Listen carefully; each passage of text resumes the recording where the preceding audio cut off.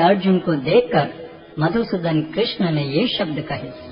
श्री भगवान ने कहा, हे अर्जुन, तुम्हारे मन में यह कलमश आया कैसे? यह उस मनुष्य के लिए तनुक्ति अनुकूल नहीं है जो जीवन के मूल्य को जानता हो। इससे उच्च लोक की नहीं अपितु अपयश की प्राप्ति होती है। हे प्रतापुत्र, इस हीन नपुंसकता को प्राप्त मत हो, यह तुम्हें शोभा नहीं देती। हे शत्रुओं के दमन करता, हृदय की शुद्ध दुर्बलता को त्याग कर युद्ध के लिए खड़े हो।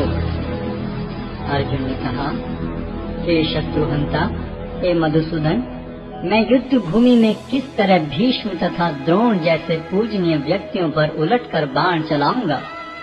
ऐसे महापुरुषों को जो मेरे गुरु हैं, उन्हें मारकर जीने की अपेक्षा इस संसार में भीख मांगकर खाना अच्छा है।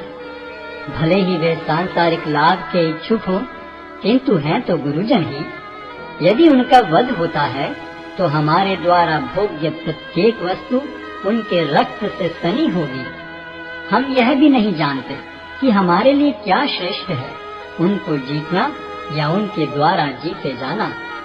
यदि हम धृतराष्ट्र के पुत्रों का वध कर देते हैं तो हमें जीवित रहने की आवश्यकता नहीं है, फिर भी वे युद्ध भूमि में हमारे समक्ष खड़े हैं। अब मैं अपनी कृपण दुर्बलता के कारण अपना कर्तव्य भूल गया हूँ और सारा धैर्य खो चुका हूँ। ऐसी अवस्था में मैं आपसे पूछ रहा हूँ कि जो मेरे लिए श्रेयस्कर हो उससे निश्चित रूप से बताएं। अब मैं आपका शिष्य हूँ और आपका शरणागत हूँ, कृपया मुझे उपदेश दें।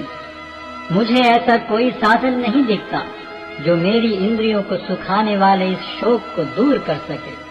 स्वर्ग पर देवताओं के अधिपत्य की तरह इस धन धान्य संपन्न सारी पृथ्वी पर निष्कंटक राज्य प्राप्त करके भी मैं इस शोक को दूर नहीं कर सकूंगा।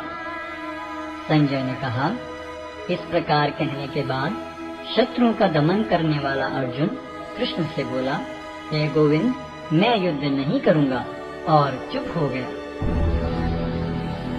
हे भरतवंशी धृतराष्ट्र, उस समय दोनों सेनाओं के मध्य शोकमग्न अर्जुन से कृष्ण ने मानो हंसते हुए ये शब्द कहे। श्री भगवान ने कहा, तुम पांडित्यपूर्ण वचन करते हुए उनके लिए शोक कर रहे हो जो शोक करने योग्य नहीं है। जो विद्वान होते हैं वे न तो जीवित के लिए न ही मृत के लिए शोक करते हैं। ऐसा कभी नहीं हुआ कि मैं न रहा हूँ या तुम न रहे हो, अथवा ये समस्त राजा न रहे हों, और न ऐसा है कि भविष्य में हम लोग नहीं रहेंगे। जिस प्रकार शरीरधारी आत्मा इस शरीर में बाल्यावस्था से तरुणावस्था में और फिर वृद्धावस्था में निरंतर अग्रसर होता रहता है, उसी प्रकार मृत्यु होने पर आत्मा दूसरे शरीर में चला जाता है। धीर व्यक्ति ऐसे परिवर्तन से मोह को प्राप्त नहीं होता। हे कुंती पुत्र, सुख तथा दुख का क्षणिक उदय तथा कालक्रम में उनका अंतर्धान होना सर्दी तथा गर्मी की ऋतुओं के आने जाने के समान है।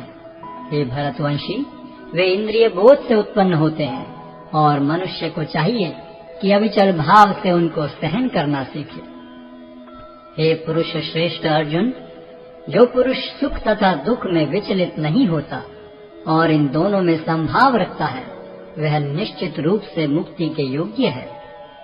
तत्वदर्शियों ने यह निष्कर्ष निकाला है कि असत का तो कोई चिरस्थायित्व नहीं है, किंतु सत अपरिवर्तनीय रहता है। उन्होंने इन दोनों की प्रकृति के अध्ययन द्वारा यह निष्कर्ष निकाला है। जो सारे शरीर में व्याप्त है उसे ही तुम अविनाशी समझो। उस अव्यय आत्मा को नष्ट करने में कोई भी समर्थ नहीं है। अविनाशी, अप्रमेय तथा शाश्वत जीव के भौतिक शरीर का अंत अवश्यम भावी है। अतः हे भरतवंशी, युद्ध करो।